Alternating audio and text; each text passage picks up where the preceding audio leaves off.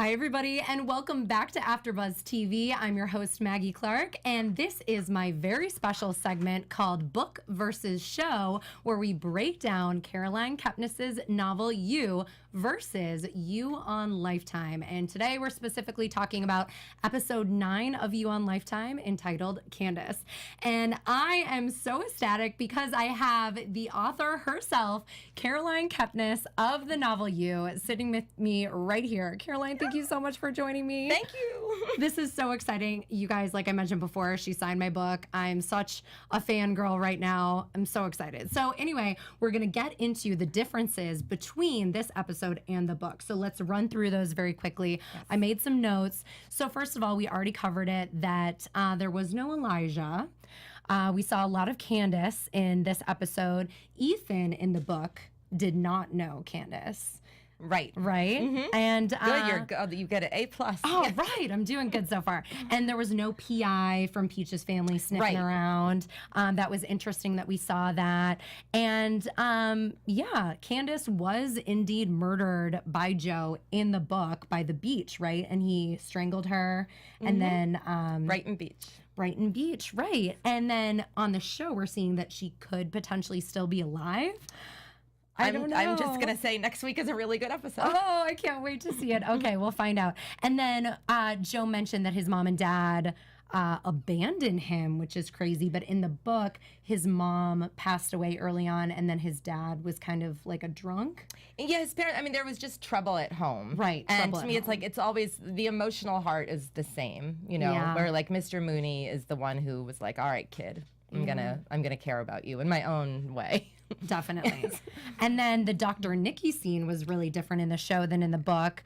The affair happened in the book, as we all know, but there was no confrontation in the book between Nikki and Joe because Joe was about to kind of stick up Dr. Nikki, he's got the book When Bad Things Happen to Good People. Right. Yeah. Oh my gosh. And then he was about to attack him, but then didn't he get a text from Beck saying, I need you? Yes. Right? Because she needed Joe to look at some new pages. Yep. So then because of that text, Joe decided not to go after Dr. Nikki. Yes. Okay. So I like that in the show, you want to see that out loud. Like, that's what I love about hearing those voices. It's like showing that thought process on screen is so important. So different. It makes the show so specific. Than actually seeing it in action. Right. So I agree with you. I feel like a lot of these changes really served the show really well. Yes.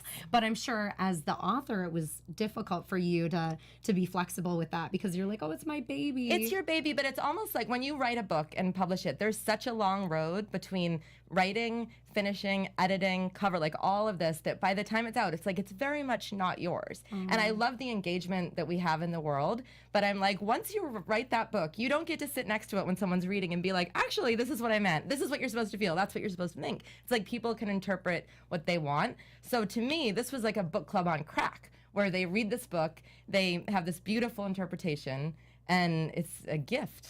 That's such a great way to think about it because, yeah, as an artist, as an author, it must be so challenging, but I'm so glad that you have that perspective. Well, it's because it's, like, to me, also for me especially, with like there are so many references in my books to movies and TV shows and everything. I'm like, these people are artists, and now they're making art on my art. Like, I love that. Oh, it just must be an incredible feeling. Yes. And then just one other thing I was going to mention about the changes was that when Beck found her items in the book, they were hiding in a hole in the wall. Right. And then in the show, and he had the book of Beck, too. Yes. That was really crazy. And then she discovered them on her own without Paco's guidance. So how do you think she came about seeing them in the book? Like, how do you think that she knew to pull back the tapestry or whatever was covering the show? When something bothers you, like to me, that I just don't like tapestries. That's just me. But if I was in that apartment, that tapestry would irritate me, and I would want to. It would be one of those things that I want to pull down.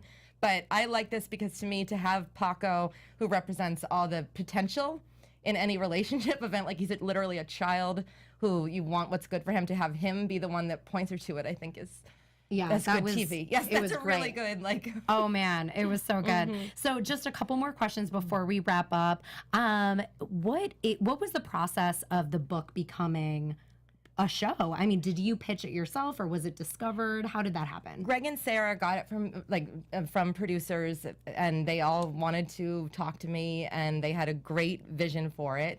And they're, again, like, it's that book club feeling where, like, I was so happy because they are great readers, which is why they're great writers. You know what I mean? Like, you know, when someone reads something like you do, like, really closely, it's like you can tell they're paying attention and thinking about all the emotions and then they're going to turn around and make something really, like, that's faithful but new and original. And I had that good feeling, like.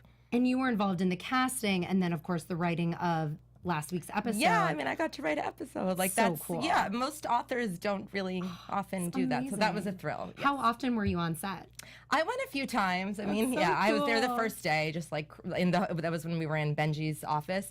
And it was one of those things I always mentioned to Sarah because I didn't describe that in a lot of detail in the book. As far as I don't, like, not to that extent. And I walked in there and I was like shaking because I'm like, this is exactly, like, there are things that I would literally, like, if you gave me 20 minutes to write a page of, like, what does that office look like, this is what it would look like. And that's what I mean when you feel like, oh, your writing got through and people really get it. And it's just that's where it's a great collaboration. I mean, it just must have been such an incredible feeling for you to actually see something that you dreamed up and that you created. Yes. In real life. To pick up a case of home soda is something I will never forget. It's amazing, Caroline. Yeah, wow. thank you. All right, one more question really quick. Let's see. Any other hints that you can give us about season 2 except besides the fact that it's based on hidden bodies and it's in LA? Or do you have to say tight-lipped? I mean, you'll see there's a brother and sister. Ooh. I mean, I can say things from the book that are, you know, there is a brother and sister, Love and 40, and Joe will know them. I don't want to say much more because, you know. That's okay. Well, if you guys have read Hidden Bodies, I'm sure you will definitely have some clues. And I am ordering it next week. I cannot wait to read it. And Caroline, can you just tell us a little bit about your new book? Oh, yes. Well, I had a book out this summer, Providence. That's a love story. It's everyone starts to read it and it's like, oh, this is different. To me, it's just another version of a painful love story. Aww. Yes, but there's maybe a little sweeter than Joe. Yeah, Good. John was like my answer, my kind of break from Joe. Well, I can't wait to read that one too. Yeah. I'm such a fan of yours, and I'm so happy that you are on our show tonight. Thank you so much for coming in. Is there anyone you'd like to give a little shout out to? Oh, yeah. Hello, cast of crew of you and all the writers. Thank you, thank you, thank you. And thank you, And everyone Caroline. reading too and watching. Yes.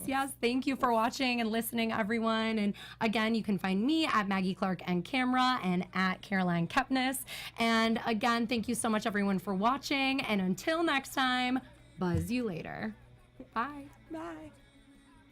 Our founder, Kevin Undergaro, Phil Svitek, and me, Maria Menounos, would like to thank you for tuning in to Afterbuzz TV. Remember, we're not just the first, we're the biggest in the world, and we're the only destination for all your favorite TV shows. Whatever you crave, we've got it. So go to AfterBuzzTV.com and check out our lineup. Buzz you later. The views expressed herein are those of the hosts only and do not necessarily reflect the views of AfterBuzz TV or its owners or principals.